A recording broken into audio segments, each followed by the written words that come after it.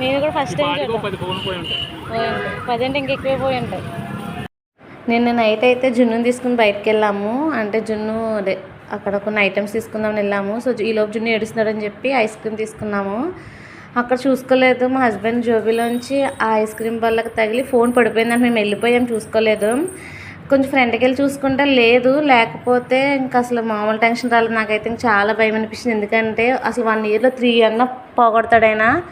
Phone ఎవరి దగ్గర repair అన్నా వస్తే పోద్ది, కాకపోతే ఈయన అలా కాదు, బండి మీద వెళ్తా పోగొట్టిన ఫోన్లన్నీ. నాకైతే చాలా భయం అనిపించింది.